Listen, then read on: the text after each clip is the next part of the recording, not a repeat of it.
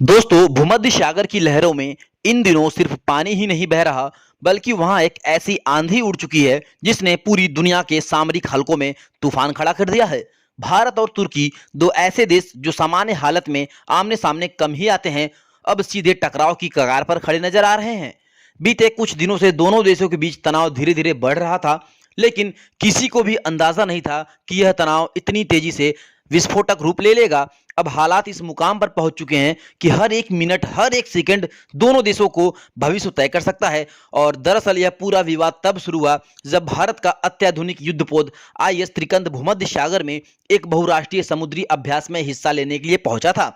यह अभ्यास पूरी तरह अंतर्राष्ट्रीय कानूनों के तहत था, क्योंकि भारत तुर्की की सीमा से हजारों नॉटिकल मील दूर था। लेकिन जैसे ही त्रिकंद भूमध्य सागर में अंतर्राष्ट्रीय जल क्षेत्र से गुजरा, तुर्की की नौसेना अचानक 3 बड़े युद्धपोत भेजकर उसे घेर लिया। तुर्की ने इसे सुरक्षा जांच का नाम दिया, मगर असलियत में यह भारत को खुली धमकी देने और उसकी समुद्री शक्ति को चुनौती देने का प्रयास था। दोस्तों, मैंने कभी आपसे ये नहीं कहा कि इस चैनल को सब्सक्राइब करें, लाइक करें या शेयर करें, क्योंकि मुझे हमेशा से यह भरोसा रहा है कि अगर मेरी बात में दम होगा तो लोग खुद ब खुद सुनेंगे। लेकिन आज पहली बार मैं आपसे अपील कर रहा हूं कि अगर मुझे एक सच्चा पत्रकार मानते हैं, अगर आपको लगता है कि लोकतंत्र में पत्रकारिता की कोई भूमिका अभी भी बाकी है, तो इस वीडियो को अंत तक जरूर देखिए। दोस्तों, बता दें, भारतीय नौसेना ने शुरुआत में संयम दिखाया। त्रिकंद से तुर्की के युद्धपोत को रेडियो संदेश भेजे गए और साफ कर दिया गया कि भारत किसी भी देश की सीमा में घुसा नहीं सकता। लेकिन तुर्की ने इस चेतावनी को नजरअंदाज कर दिया और अपने जहाजों को और करीब ले आया। यह स्थिति किसी भी क्षण विस्फोटक में हो सकती थी। नई दिल्ली तक यह खबर पहुंचते ही भारत की सामरिक कमान हरकत में आ गई। प्रधानमंत्री कार्यालय से लेकर रक्षा मंत्रालय तक आपात में बैठकें बुलाई गई। भारत ने अंकारा को सीधे चेतावनी दी, अगर तुर्की के युद्धपोत आध घंटे के भीतर त्रिकंद के आसपास से नहीं हटते तो भारत अंतर्राष्ट्रीय कानूनों के तहत निर्णायक कार्यवाही करने से पीछे नहीं हटेगा। बता दें, भारत का यह अल्टीमेटम जैसे ही अंकारा पहुंचा, वहां हड़कंप मच गया। तुर्की के राष्ट्रपति के सुरक्षा सलाहकार, नौसेना प्रमुख, विदेश मंत्रालय और खुफिया एजेंसियों के अधिकारी तुरंत इमरजेंसी मीटिंग में जुट गए। दूसरी ओर भारत ने अरब सागर से 2 और युद्धपोत को भूमध्य सागर की ओर रवाना कर दिया, ताकि त्रिकंद को तुरंत सैन्य समर्थक मिल सके। इतिहास में पहली बार भारत ने किसी नाटो सदस्य देश को इतने स्पष्ट शब्दों में और सीमित समय में चेतावनी दी थी। तुर्की अब सुविधा में फंस चुका था। आपको बता दें, पीछे हटे या अपनी नाक कटवाए या फिर भारत से सीधा टकराव मोड़ ले, अहंकार की तरफ से आधिकारिक चुप्पी थी।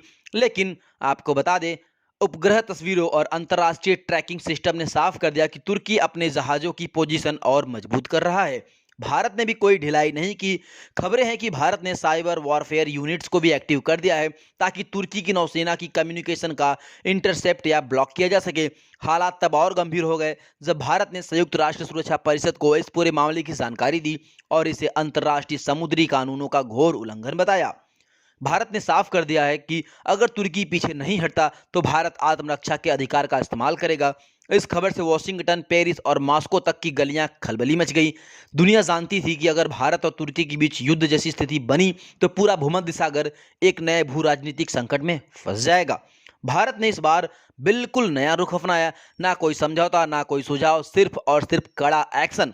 सूत्रों के मुताबिक भारत ने पूरे क्षेत्र को रेस्ट्रिक्टेड ऑपरेशन जोन घोषित कर दिया और त्रिकंद को आदेश दे दिया कि अगर किसी भी आक्रामक कदम का तुरंत जवाब दिया जाए। और फिर आया वो पल जिसका इंतजार था। जी हाँ, आपको बता दें, भारत ने तुर्की को 8 घंटे का समय दिया था, लेकिन तुर्की पीछे नहीं हटा। इसके बाद भारत ने सीधा प्रहार किया। खबर है कि भारत ने तुर्की के सबसे बड़े ऊर्जा केंद्र और गैस पाइपलाइन को निशाना बनाते हुए उसे एकदम से ध्वस्त कर दिया है। यह हमला केवल एक सैन्य कार्यवाही नहीं थी, बल्कि तुर्की की अर्थव्यवस्था पर करारा झटका था।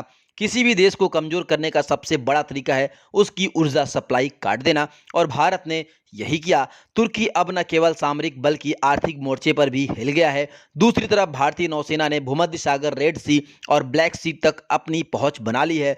यानी तुर्की को 3 तरफ से घेर लिया गया है। यह सिर्फ एक ऑपरेशन नहीं था, बल्कि यह साफ संदेश था कि भारत अब किसी भी धमकी को हल्के में नहीं लेगा। भारत की इस कदम से नाटो के अंदर भी खलबली मच गई है।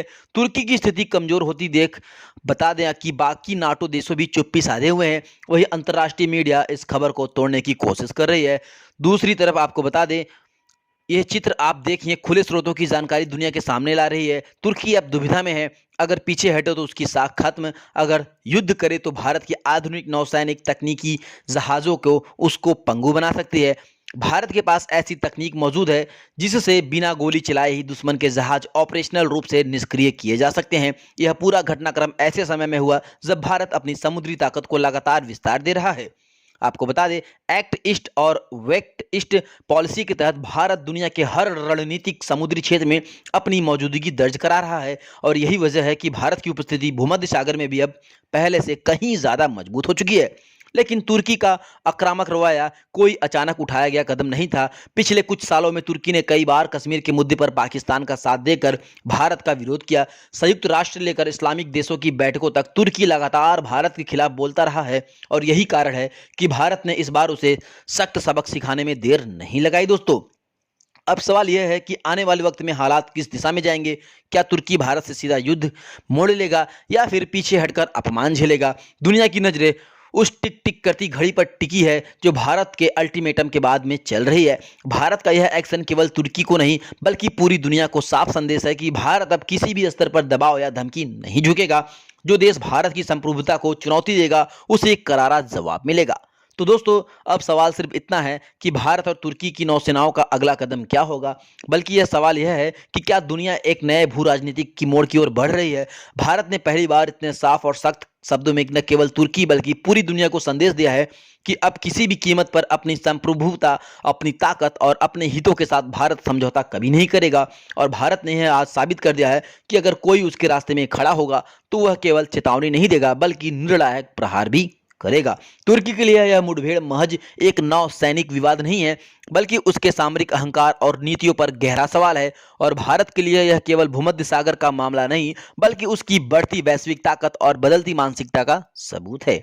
भारत अब वही पुरानी झुकने वाला देश नहीं रहा बल्कि आज का भारत वो शक्ति है जो आंखें में आंख डालकर जवाब देने का साहस रखता है। और जब अमेरिका जैसे ताकतवर देश के सामने भारत नहीं झुका तो आप अंदाजा लगा सकते हैं ये तुर्की जैसे छोटे मोटे देशों के सामने क्या ही उम्मीद किया जा सकता है। आपको बता दें, दुनिया के ताकतवर देश भी अब ये समझने लगे हैं कि भारत को अब हल्के में लेना भारी भूल होगी। चाहे दक्षिण एशिया हो, हिंद महासागर हो या फिर भूमध्य सागर, भारत हर जगह अपनी मौजूदगी और प्रभुत्व दर्ज कराने की तैयार है। और आपको बता दें, यही वो नया भारत है जो किसी भी कीमत पर अपने सम्मान और सुरक्षा की रक्षा करेगा। शायद आने वाले दिनों में यह टकराव और भी बड़ा रूप ले सकता है। शायद कूटनीति इसे सुलझा दे, लेकिन एक बात तो तय है कि इस घटना ने भारत की छवि को पूरी तरह से बदल दिया है। दुनिया अब भारत को केवल एक बड़े बाजार या उभरती अर्थव्यवस्था के रूप में नहीं देखेगी बल्कि एक ऐसे राष्ट्र के रूप में देखेगी जो अपनी ताकत दिखाने और इस्तेमाल करने से हिचकिचाता नहीं।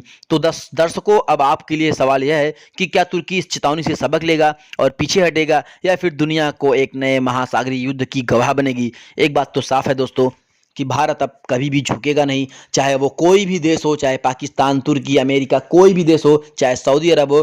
भारत ने हर एक देश को कड़ा संदेश और साफ शब्दों में कह दिया कि अब भारत ये नया भारत है, अब किसी के सामने झुकने वाला नहीं है। वैसे आपको क्या लगता है, कमेंट में हमें ज़रूर बताएं।